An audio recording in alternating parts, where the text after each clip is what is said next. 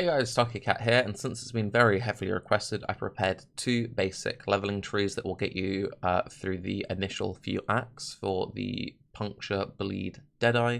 Again, I'm going to stress it one final time, I think most people are better off playing the Gladiator version. I'm playing the Deadeye version because I've already played the Gladiator version several times before, haven't played the Deadeye version, and I think it's a little bit more interesting from a mechanical standpoint. So, your two leveling options are to level as Caustic Arrow early or level as Puncture early. The Caustic Arrow leveling is smoother. I'm going to go for the Puncture setup because I like to level as the endgame build. The thought process behind both leveling versions is you take the nodes as you need them. Do I want damage? Prioritize damage. Do I need life? Prioritize life. Do I need mana? Prioritize mana. If I need stats, prioritize stats. Route through these initial proj nodes, ask yourself that question: damage, life, mana, stats. Come down into Duelist. Rush Avatar of the Hunt. You've now got the choice of two masteries, 20% increased area of effect, or if you're using Mirage Archer duration. Once you get to here, same deal. Damage, life, mana, stats, more strength if you need strength. Once you've answered all of those questions, taking them in the order in which you need them, then come up to Charisma, because at this point you'll be in Act 3, you'll be getting 50% auras.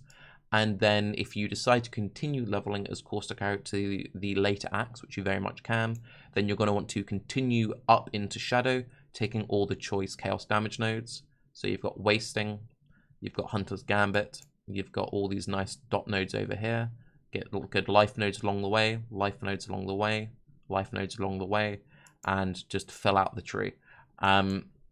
You could continue, into early reds as Caustic Arrow if you want to, while you collected gear, but this is enough to get you through that initial early stage where people are kind of struggling in the early acts. In terms of what sort of gear you want to be looking for early, you really just want life and resistance on every single slot. The only real damage you can get early on is in your bow. If you can get your hands on an early Silver Branch, it's a very nice weapon. It gives you +1 level of socketed bow gems. And a little bit of attack speed and mana gained on kill. If you don't get access to a Silver Branch, you're looking for whatever initial bow has as much attack speed as possible, and if it has +1 level of socketed bow gems, excellent. For your early links, you're going to be using Caustic Arrow, Pierce, Void Manipulate, and Vicious Proj. These are the auras I would recommend early on. De-level or increase level as you need them. If you feel like you want more damage, you can also fit in stuff like Skitterbots, etc. I highly recommend a Toxic Rain setup for your bossing single target, either a Ballista or a Mirage Archer, depending on your preference. If you want to, you could even level as Toxic Rain the whole way. I prefer Caustic Arrow leveling though. So your setup would be Toxic Rain, Ballista, or Mirage Archer, Void Manipulation, Vicious Projectiles. Your early utility gems would be Withering Step, which applies Wither. Wither increases the chaos damage that enemies take, so make sure you're pressing it on cooldown against bosses in the early acts. Steel Skin if you want a guard skill for more damage mitigation. And Blink Arrow for getting over big ledges. Let's now talk about the Puncture setup. So the Puncture setup is, and finally, take Tailwind as your first ascendancy point for faster clearing. For the Puncture setup, very similar looking tree, very similar set of questions. What do I need? I personally, if you're going for the setup, would rush straight to Avatar of the Hunt, straight down here for these nodes. If you feel like you need the stats though, and the life and mana, take these and take these first. But yeah, I would just rush straight down into all the choice damage nodes. I would then come across into Bloodletting and take the increased bleed duration mastery. At this point, once you've got this initial core bit in, you literally just fill in my full path of building, which I'll leave linked below. Sorry, they're two separate paths of buildings. I just prefer doing it this way. I would actually recommend taking Ricochet as your first ascendancy point for this build. So the clear is a little bit awkward until you get Chain in the end of Act 4. And Ricochet will actually just smooth up a lot of the initial early leveling. Likewise, it feels a little bit awkward until you get greater multiple projectiles. If you're doing the correct bow recipe, which I'll talk about in a little bit, you should have enough damage on your clear Puncture setup that you can go pretty much full utility links. If you feel like you aren't struggling in terms of clear setup, then please feel free to run some damaging links. But I'd recommend using two different punctures, one with utility links, one with single target links. We don't do the split arrow chance to bleed setup with this setup because we don't get enough chance to bleed to guarantee that the split arrow is actually bleeding enemies, whereas puncture always applies a bleed, and if you use puncture, volley, pierce, that is enough with a decent bow to kill all rares and blues in one attack. You attack, you walk away, they die as they chase you, taking increased bleed damage as they move. Once you've got these initial 3 moved in, you then fit in the others as needed. Either LMP for even smoother coverage, Mirage Archer, so you're attacking less, or Vicious Projectiles if you want more damage. For your single target setup, it's just another puncture linked with Maim, Vicious Projectiles, Chance to Bleed. I guess the ordering should be slightly different since you get Chance to Bleed first, but it would then be Chance to Bleed, Maim, Vicious Projectiles. You get Ensnaring Arrow in early Act 2 after clearing Sins, and I would recommend Ensnaring Arrow, then either Ballista Totem or Mirage Archer if you didn't Mirage Archer your utility setup, then with LMP just to get better coverage.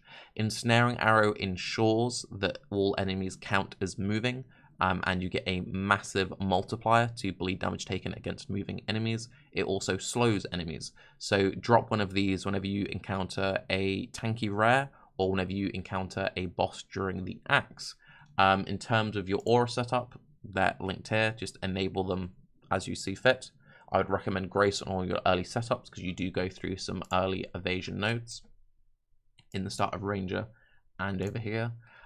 If you feel like you have enough damage, you could go full Grace, Determination, Defiance banner setup early on. You can also go for stuff like Purity of Elements for early resists and so forth. In terms of initial gearing, this is something where you can actually have a lot more leverage over your gear impacting your leveling speed. This is an example of what you'd be looking for. So there is a recipe that any white bow plus a magic or rare rustic sash and 1 blacksmith whetstone gives back a bow with 54 to 64% increased physical damage. So your goal is to do that, and then Aug, hoping that you hit either attack speed or flat physical damage. You'll also be collecting essences as you're going through the initial axe.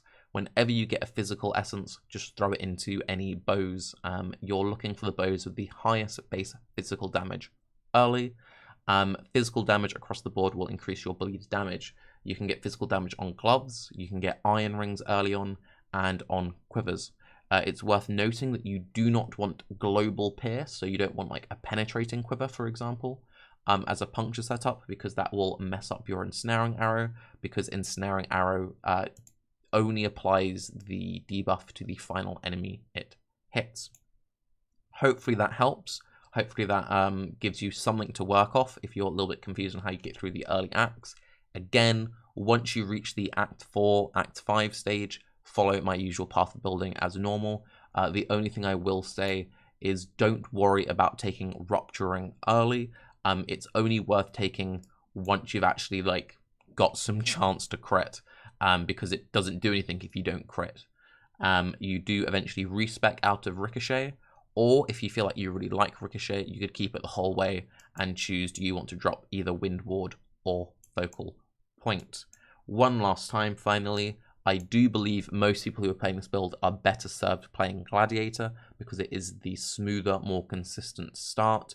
I do think the Deadeye has more potential in the extreme endgame, and it is more mechanically interesting, but there are more pitfalls and mistakes you can make with the setup if you don't necessarily know what you're doing. I'm Tarke. Have a good day. Links to this basic leveling path of building and the full path of building will be down below, as will be links to my YouTube videos going over the build itself. Bye-bye.